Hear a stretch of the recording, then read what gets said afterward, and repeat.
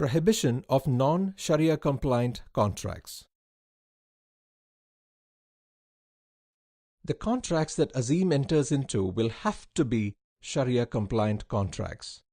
Everyone is free to enter into any contract except those prohibited by Sharia. Contracts involving financial options, alcohol, pork, and immoral services are not compliant with Sharia. Contracts made under duress are also considered invalid. Principle of Ta'awun.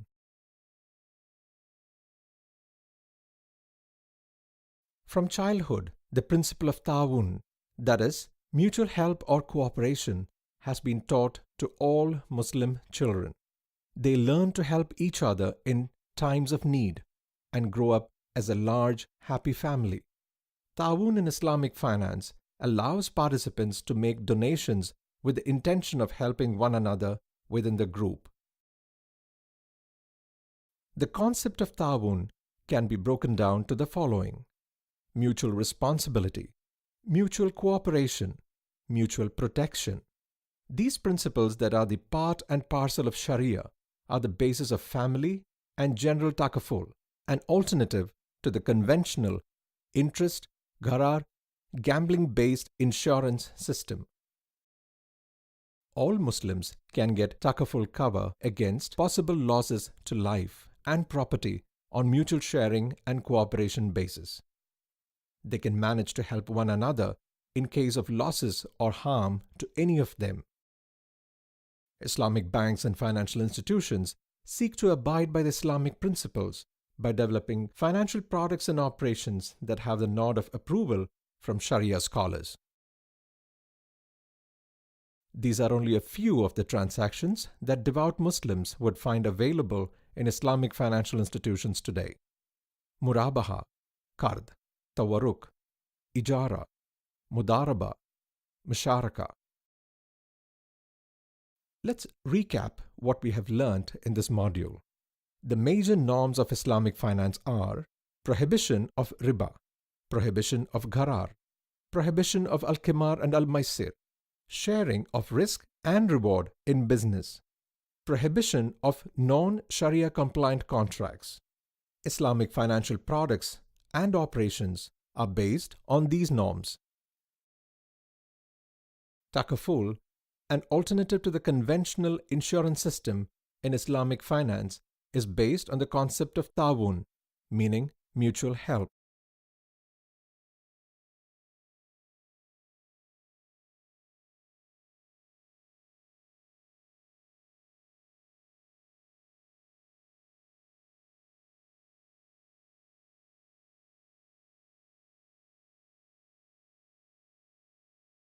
Assalamu alaikum. Welcome to the e-learning program on major norms of Islamic finance. In this module, you will learn about riba, why prohibition of riba is at the heart of the Islamic finance system, why gharar is prohibited under Islamic law, why Al-Qimar and Al-Maysir are prohibited by Islam, prohibition of non-Sharia compliant contracts, how the concept of Ta'awun is used in Islamic banking, an introduction to riba. Faith in Islam prevents Muslims from borrowing money on riba. Islamic banks have now structured banking products and services that are halal or permissible under Sharia. Let us meet Azim and Hamid, two good friends. Both are devout followers of Islam and would not do anything impermissible or haram in the eyes of Sharia.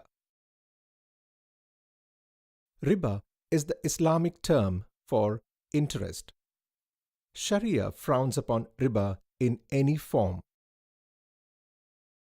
Azim or Hamid would not deal with any interest-based transactions.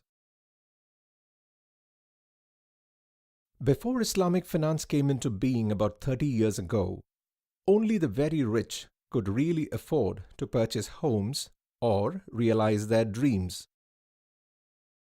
Since borrowing on riba is equivalent to declaring war against Allah, poor men like Azim or Hamid could hardly find the large sums of money necessary to fulfill their dreams. Islamic financial institutions today are creating a wide spectrum of financial products which are halal. Now, both Muslims and non-Muslims can approach any Islamic financial institution as they offer a range of banking products and services. Prohibition of Riba.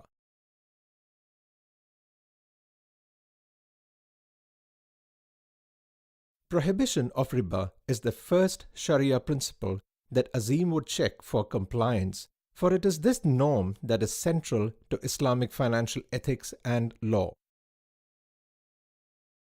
In the literal sense of the word, riba means an increase. In the context of a loan or a debt, riba is perceived to be the interest paid on the loan or debt.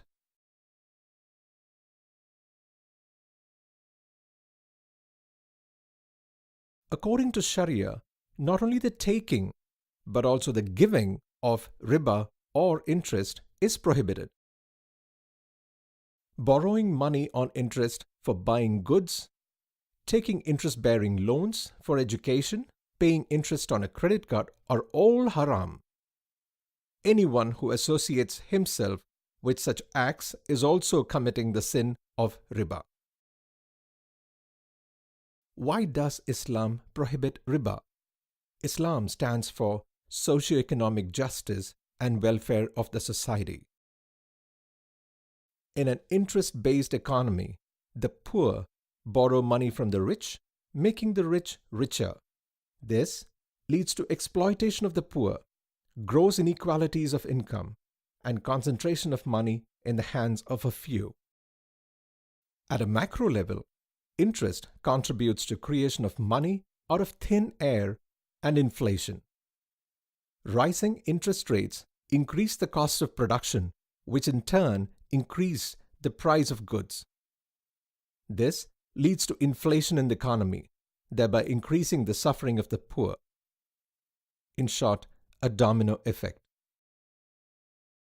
Prohibition of interest prevents Islamic banks from getting any returns or profit.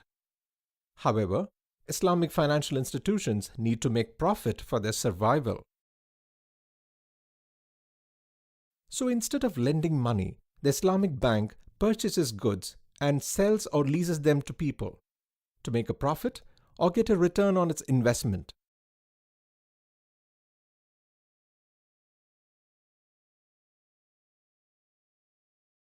In an Islamic financial system, both the investor or the fund supplier and the fund user will bear the risk depending on who is the owner of the goods.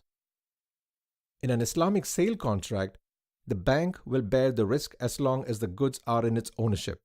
In an Islamic lease contract, all ownership-related risks and expenses will be borne by the bank. While in an interest-based system, the entire business risk is borne by the borrower. Prohibition of Gharar. Gharar means absolute risk, uncertainty, or contractual ambiguity. Do any of my transactions involve Gharar? I would avoid it. Hamid is also concerned about whether his financial transactions involve Gharar. Sale contracts that are considered void due to Gharar include the following: sale of an item over which the seller has no control, a sale contract that lacks clarity in the subject matter, a contract that lacks clarity in the rights and liabilities of the parties. Example: selling an escaped animal, selling stolen property, selling a bird in the sky or fish in the water, a contract in which the price is not finalized.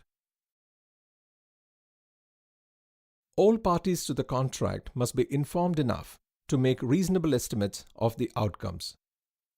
The Quran clearly opposes transactions causing injustice in any form to any of the parties. Renowned Sharia scholar Professor Mustafa Al-Zarqa defines gharar as a sale of probable items whose existence or characteristics are uncertain due to its risky nature, which makes the trade similar to gambling. Thus, any sale contract where it is uncertain that the subject matter of the sale will be delivered, regardless of whether it exists at the time of the contract, is said to contain an element of gharar and is therefore void. Gharar also refers to excessive complexity in contracts. In principle, Sharia does not sanction mutually dependent contracts. Ijara Muntahiya Bitamlik is a composite product containing multiple contracts. These contracts must be totally independent of each other, else they will end up containing elements of gharar. Gharar is different from the commercial risk that is a basic requirement for permissibility of return on an investment. While the prohibition of riba is absolute, some degree of gharar or uncertainty is acceptable in the Islamic framework. This is particularly so with non-commercial contracts like gift, loan, bequest, endowment, guarantee, and assignment of debt. The main feature of non-commercial contracts is the donation of a property or its use. As donations do not generate rights for any party, uncertainty does not make such contracts haram. Prohibition of Al-Qimar and Al-Maysir. Contracting under excessive uncertainty is akin to gambling or Al-Qimar. The Holy Quran and the traditions of the Holy Prophet, peace be upon him, prohibit gains made from games of chance which involve unearned income or Al-Maysir. Azim will certainly like to know that the banking transactions he will be involved in will have nothing to do with such unlawful gains. Based on avoidance of riba, gharar, gambling, and sharing of risk and reward, the salient features of an Islamic bank are: an Islamic bank does business on behalf of its fund providers. The bank will not lend money or hard cash to its customers for purchasing various goods. The Islamic bank uses money to purchase goods which are sold or leased to its customers. Customers can deposit their money with the bank on mudaraba basis. The bank conducts business with the pooled money. The customers receive pro rata share in profit that the bank earns from the business. Customers cannot demand any fixed return on the deposits or investments. In case a bank lends to the poor or lends for any social purpose, it cannot get any return on the loan. For customers who need cash for paying utility bills or for their children's education expenses, the bank gives them money on the basis of salam. Here, the customer undertakes to sell and deliver his produce to the bank later on and takes the full price in advance.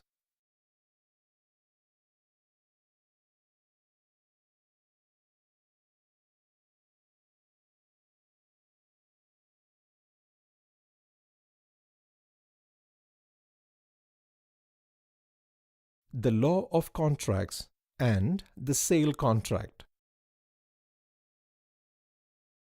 What is a sale?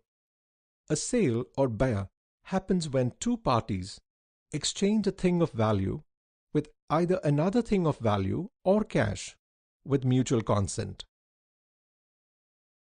A sale, aqd al-bay'ah, may be in the form of cash, credit, or a forward sale. Islamic banks purchase goods with cash payments and sell to their customers on credit.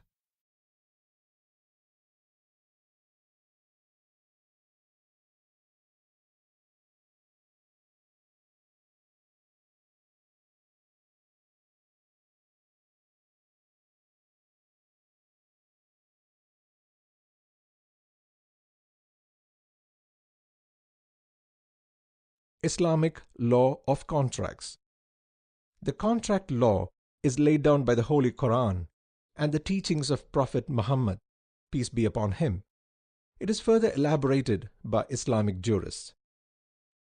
The two underlying rules of any contract would be prohibition of riba or interest and prohibition of gharar or absolute uncertainty.